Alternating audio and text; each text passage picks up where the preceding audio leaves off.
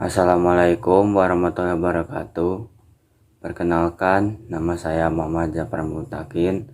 Saya dari Universitas Subang, Prodi Ilmu Komunikasi.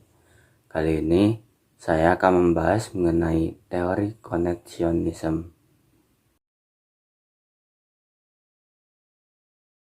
Teori ini dirintis Edward Thorndike pada tahun 1874 sampai 1949, yang lebih dikenal dengan teori koneksionisme.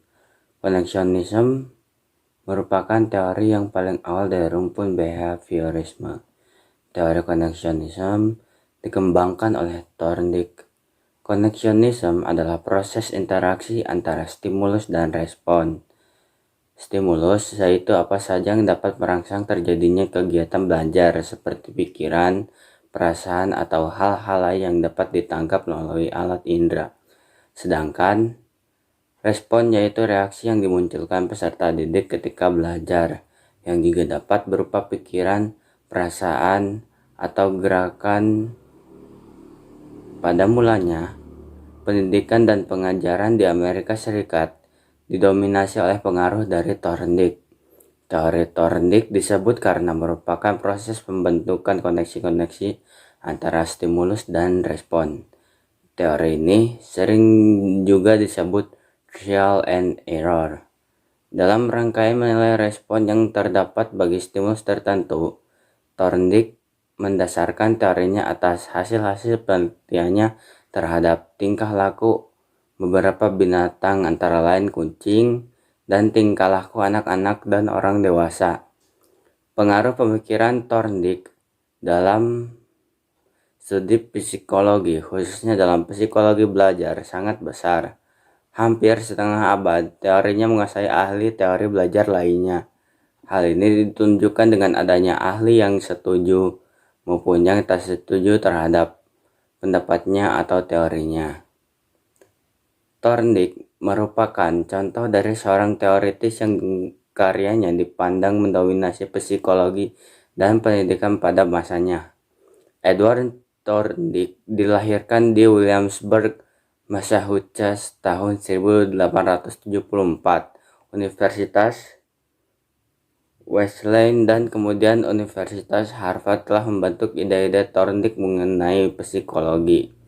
Dalam melakukan eksperimennya, Wilhelm pertamanya mengadakan penyelidikan terhadap anak-anak atau human learning. Tetapi kemudian lingkungannya membuat ia mulai mempelajari binatang atau animal learning.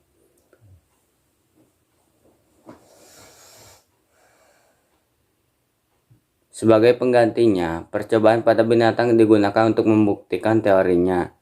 Berdasarkan pada hasil rentetan studi mengenai ayam dan kucing, Thorndike mengkonsepsikan aktivitas problem solving binatang dengan istilah asosiatif melalui murid-muridnya dan sejumlah besar kertas kerja dan bukunya. Thorndike secara serentak memberi pengaruh dasar pada penelitian psikolog belajar dan penerapan praktis di dalam psikologi pendidikan. Pengamatan terhadap cara kehidupan Thorndike memberikan beberapa pedoman tentang teori apa yang diharapkan daripadanya.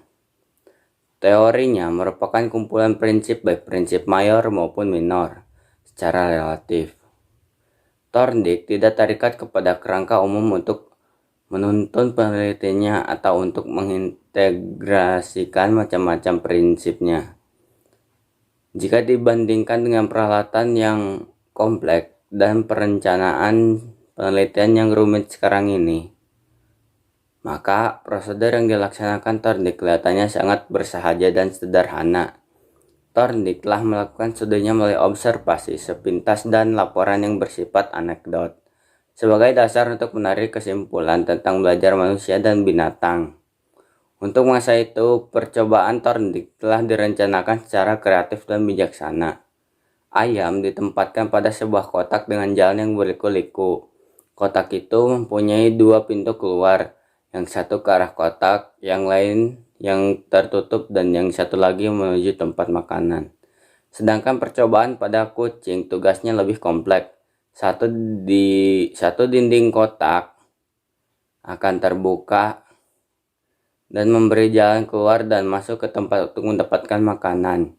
Bila satu tombol atau beberapa dinding itu didorong dengan percobaan yang dilakukan berkali-kali, barulah ayam dan kucing itu mendapatkan makanan setelah menemukan jalan ke arah makanan tersebut. Asumsinya bahwa diperlukan waktu untuk melihat usaha kucing keluar dari kotak. Thorndike ingin mengetahui apakah kegiatan semacam itu dipengaruhi oleh ide ataukah karena seseorang mengetahui proses hubungan dengan cara membentuk hubungan antara satu situasi dengan kegiatan tertentu sebagai akibat dari hadiah semacam itu. Dia berpendapat bahwa usaha coba-coba yang berulang kali dilakukan mengakibatkan adanya hubungan antara corak dari situasi masalah dengan respon tertentu yang dibuatnya. Data menunjukkan bahwa kucing tidak mempunyai pikiran.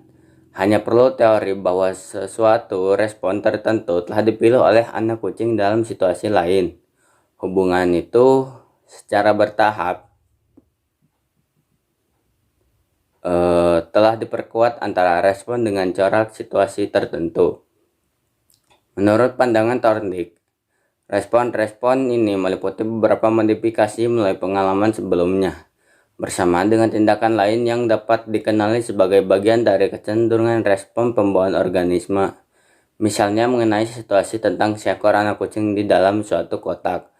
Kemungkinan responnya adalah mencakar, mendengkur, mengeong, melompat, dan seterusnya. Connectionism adalah proses interaksi antara stimulus dan respon. Stimulus yaitu apa saja yang dapat merangsang terjadinya kegiatan belajar seperti pikiran, perasaan, atau hal-hal lain yang dapat ditangkap melalui alat indera.